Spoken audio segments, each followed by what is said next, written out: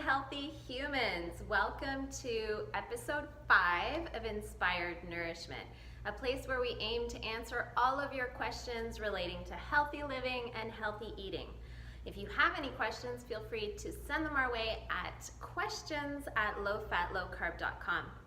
I'm going to take a slight pause because I'm actually standing in the new space of low fat, low carb that is obviously still under construction. If you can see behind me, it's pretty vacant. This is where we're going to be in the next couple months.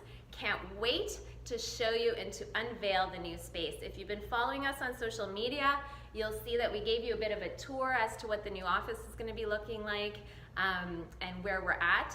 And today I'm actually in the location, the new space where the office will be moving to. My name is Patricia and I'm the nutritionist at Low Fat, Low Carb, and we were talking this morning with the team regarding which question would be best to talk about today, which question would bring the most value to you and to your life.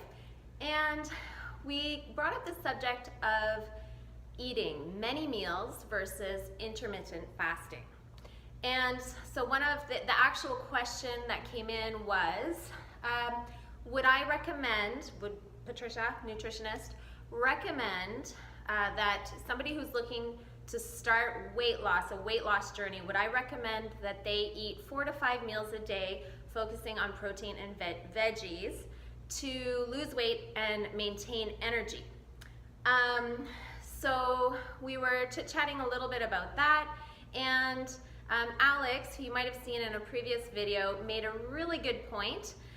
He said that, of course, we always want to educate people on what to eat, and that's basically focusing on whole foods, limiting sugar, staying away from processed foods, and eating lots of vegetables. But what's important is that the how to eat really comes into lifestyle. And I liked when he brought that up because it's true that at Low Fat, Low Carb, we always recommend that you listen to your body because we're all very unique. So of course, I could talk to you about something today that may or may not work for you. The number one thing, the number one key is to be able and in tune with your body to know what feels the best for you. Back to mini meals. There is definitely a new trend of intermittent fasting, and I've tried it. Alex is trying it right now, and so I'm sure he's gonna come and talk to you guys about that in a future episode, his experience with that. We've both studied the science behind it, and I'll start by saying that we all fast. If you stop eating after dinner and you don't eat until breakfast, you're fasting, right? Most of us, that's about 12 hours without eating. And what's amazing about that is during that time, your body is regenerating, it's breaking down and getting rid of toxicity and cells that, pathological cells. So it's a really important thing to do, and most of us do it naturally just with our lifestyle. Some people like to extend that, so rather than going 12 hours without eating, they'll go 15, sometimes 18 hours without eating. And the belief is that you're going to start burning your fuel differently. You're going to feel more focused, more energy, more alertness. And so it is definitely something that if you've never tried and you feel like it's something that you might want to try, you can do it. It does take a couple weeks before your body gets adapted to this new rhythm of eating. And one of the main benefits that people find is not only that they feel more mentally alert, but they lose weight, right? Because what happens is that your body actually ends up scavenging for food within itself. And we get a lot of energy and fuel from our fat, because fat cells contain more energy than muscle cells and other. So a lot of people have great success losing weight, and they also feel great at the same time, but it does take some time for your body to get used to it. And like I said, Alex is going to talk about that a little bit later.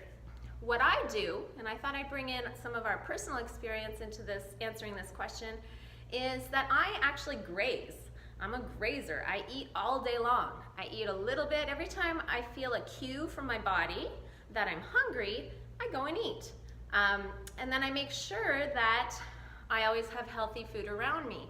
I also make sure that I'm hydrated, because oftentimes your body will send you a signal to drink water, but you misinterpret that for hunger. So make sure you're hydrated and then really listen to the cues. Maybe go have a drink of water, wait another 20 minutes, see if you're still hungry before you go and eat, especially if you've just eaten, right?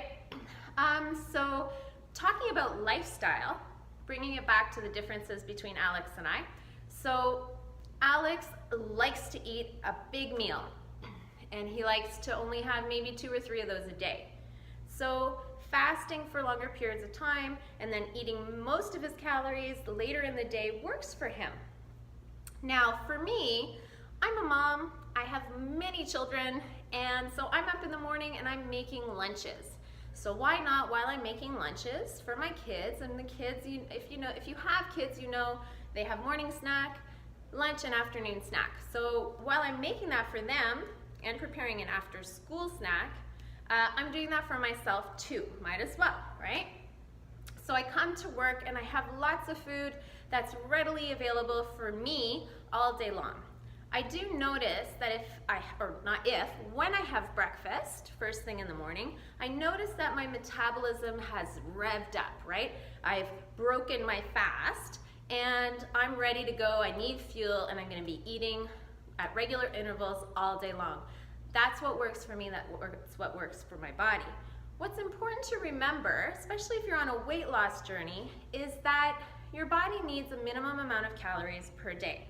We call that the basal metabolic rate, and if you've never had that number calculated for you, we have a great tool on our website at lowfatlowcarb.com where you can go and you can calculate your basal metabolic rate.